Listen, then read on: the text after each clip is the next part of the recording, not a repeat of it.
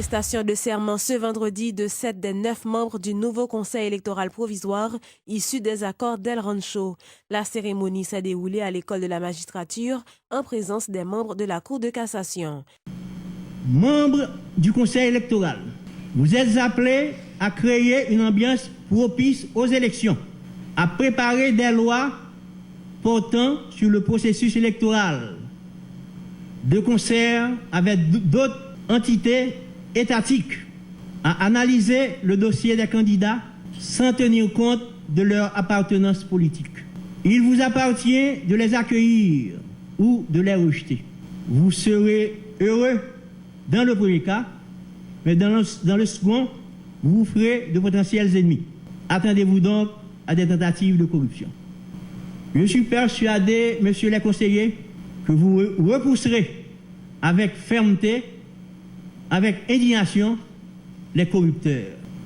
Pas de négociation, que ce soit en dollars, en euros ou en gouttes, car votre institution représente un précieux maillon dans l'organisation et le développement de notre pays. Vous avez donc la lourde responsabilité d'accomplir consciencieusement la tâche qui vous incombe. Vous ne vous laisserez pas manipuler, influencé par aucun autre pouvoir. Agissez en toute autonomie, en toute indépendance. Au nom de l'ensemble de nos collègues ici présents, nous avons fait le vœu, le pari de offrir une espérance à cette nation.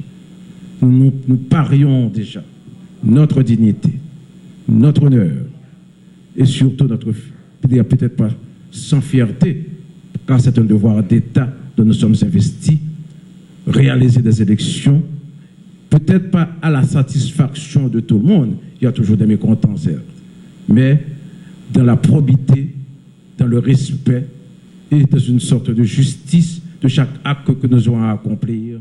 Les conseillers Maître Néhémie Joseph et Léopold Berlanger n'ont pas prêté serment. Moi, je voulais informer que malheureusement, je suis obligé d'abstenir dans les circonstances actuelles. Parce que un membre qui désigne dans le conseil, en l'occurrence M. Néhémie Joseph, n'est pas disponible pour prêter serment parce que la situation n'est pas clarifiée par le pouvoir législatif. Et de ce fait, le conseil là vient réduit à 8 membres. Or, nous connaissons que, d'après la Constitution, le conseil électoral là doit avoir 9 membres. Donc, tout en acceptant que le choix fait par le Conseil supérieur du pouvoir judiciaire de renouveler ma confiance sur le conseil électoral, moi dit que pour l'instant, je n'ai pas décidé de prêter serment jusqu'à ce que la situation soit régularisée conformément aux vœux de la Constitution et nous espérer dans une entente entre les grands pouvoirs de l'État. Notons que l'installation des membres du Conseil électoral provisoire est reportée sine die. Soulignant que Maître Néhémie Joseph, représentant du Parlement, avait lui-même, dans une correspondance adressée au président du Sénat, sollicité une clarification de sa situation au sein de l'organisme électoral. Rappelons que l'arrêté créant le Conseil électoral provisoire conformément à l'accord d'El Rancho a été publié le 6 mai dernier. Selon cet arrêté, le président du CTCEP a été remplacé par Maître Fritzo Canton. Le dit conseil est ainsi composé pour le pouvoir législatif, Marie Cluny Dumais-Miracle, Pierre-Simon Georges et Néhémie Joseph. Pour le pouvoir judiciaire, Aplis Félix, Carole Floréal Duclerville et Léopold Berlanger. Et enfin, pour le pouvoir exécutif, Margaret Saint-Louis, Chantal Raymond et Fritzo Canton. Le Rassemblement des démocrates nationaux progressistes RDNP se renforce à l'approche des prochaines élections. De nouvelles têtes, notamment des jeunes, ont intégré cette formation politique.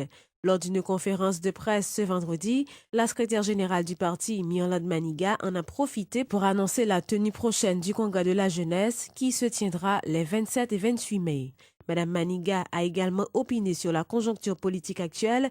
Elle se dit favorable à l'organisation d'une seule élection. Comment tu as voulu que l'élection correcte a faite pour nous pas dans le processus là, bien sûr. Mais nous-mêmes, nous demandons des élections générales. C'est-à-dire, nous pensons que le pays n'a pas loin avec Martelly au pouvoir. Alors, si Blanc voulait continuer Kembel, je connais, pour quelques semaines, pour quelques mois encore, ça fait garder Blanc. Mais nous-mêmes en Haïti, nous pensons que nous avons tête nous. Cependant, attention, moi-même personnellement, je suis internationaliste. Je crois dans la coopération internationale. Et je crois que ça aurait généralement le blanc, il y a des bagages positifs pour apprendre nous. Yo connaît comment l'élection faite, États-Unis, Canada, la France, etc. Yo connaît comment ça fait. Et nous pensons que ça est capable d'aider nous-mêmes, encourager nous pour nous réclamer pour pays pas nous que bagages yo fait correctement. Or, malheureusement, du train que ça va, bagages yo pas fait correctement. Mais cependant, en ce qui concerne la communauté internationale, seul bagage que m'a dit, sans révéler quoi que ce soit,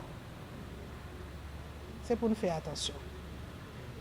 Il n'y a pas jusqu'au boutiste, qu'il n'y a qu'un bon gouvernement jusqu'au bout. Il n'y a pas jusqu'au boutiste.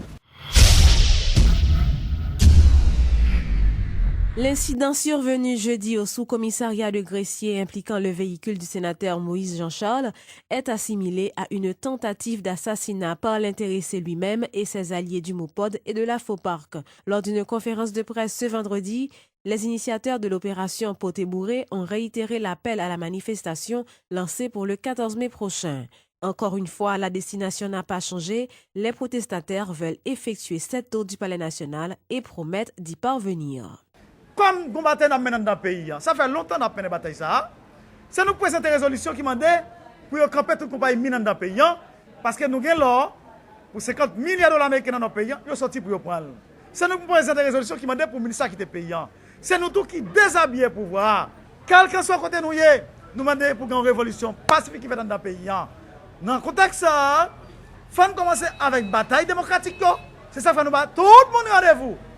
14 mai qui venir là, rendez-vous cassé devant le Palais national. Et ceci, jour ça, nous pourrons faire 7 tours Palais national. C'est un bagage que moi, Martelly, pas voulu. Et bien nous décidons, à partir de 14 pour nous faire tout bon vrai. Son parlementaire qui bénéficiait, ça nous l'immunité parlementaire, quel que soit côté lié, jeune espace côté lié est inviolable. Donc nous pensons que c'est des bagages qui graves, qu'a fait dans la société, que nous dénonçons pendant une fois, et nous continuons à dénoncer eux, toujours dans la société, nous on menace un retour de la dictature du valérienne qui pouvait installer dans la société. Pas de marche arrière qu'a fait, nous pas fait bac sous détermination nous gagnons pour nous goumer à côté peuple haïtien pour rétablir la démocratie qui reposait sur respect de principes, respect des règles, respect de la Constitution de 1987. Et lundi ne pas faire bac là, c'est dans le contexte ça. Nous casser rendez-vous avec tout le monde. Sous Bel-Air, jour 14 mai, qui pourra le faire M. Martelly 3 ans, depuis la bien vivre avec toute famille. Alors que récompense nous, c'est 3 ans misère, 3 ans grand goût, 3 ans chômage, 3 ans insécurité, 3 ans révocation massive, 3 ans arrestation illégale. Dans date ça, pour nous fêter 3 ans misère, M. Martelly poté pour nous, eh bien 14 mai, nous casser rendez-vous avec tout le monde. Sous Bel-Air, pour nous aller devant le Palais national, dans objectif. Pour nous faire 7 tours palais et pour nous relayer Jéricho, Mirail a tombé, Jéricho, Mirail a tombé. Au péril de vie, nous avons continué la mobilisation. Le président Michel Martelly, monsieur lancé une opération élection tête droite 26 octobre. Nous-mêmes, organisation de base, nous tête collée avec mon pote, nous disons une opération, 2 opérations. Une opération tête droite devant le Palais national, ça c'est pour nous-mêmes comme militaires Cap-Goumé. Mais l'autre opération qui est plus importante, c'est l'opération tête droite pour Michel Martelly dans le pénitencier national. Le président de la République, Michel Martelly, a participé le jeudi 8 mai au Caribé Convention Center au Forum haïtiano-américain des affaires. Selon le ministre du Commerce Wilson Lalo, ce forum qui a réuni les membres de la Chambre de commerce haïtiano-américaine, des entrepreneurs haïtiens vivant à l'étranger, des hommes d'affaires étrangers, des entrepreneurs haïtiens résidant dans le pays, s'est déroulé autour du thème « Pour une croissance économique durable à travers l'investissement productif et le commerce ». C'est un bonheur pour moi, pour me participer dans ça, et surtout pour m'échanger et comprendre un peu préoccupations entrepreneurs qui ont besoin de faire des affaires en Haïti venant des États-Unis, surtout des entrepreneurs haïtiens qui résidaient aux États-Unis et qui n'arrivent pas à faire business en Haïti et qui souvent il y a des difficultés pour régler ça. Donc nous là, nous partager avec eux et prendre des engagements avec eux et faciliter que les gens qui vivent dans la diaspora eux-mêmes puissent profiter de plateformes pour connaître qui ça fait dans le pays et profiter, valoriser ça qui est dans le pays.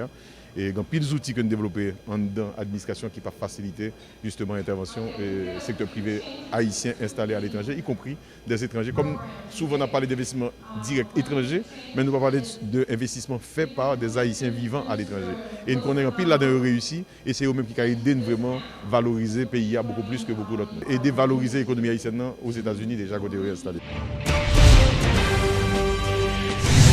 4 ans après le séisme de janvier 2010 en Haïti, les perceptions d'un pays dévasté n'ont pas changé en France.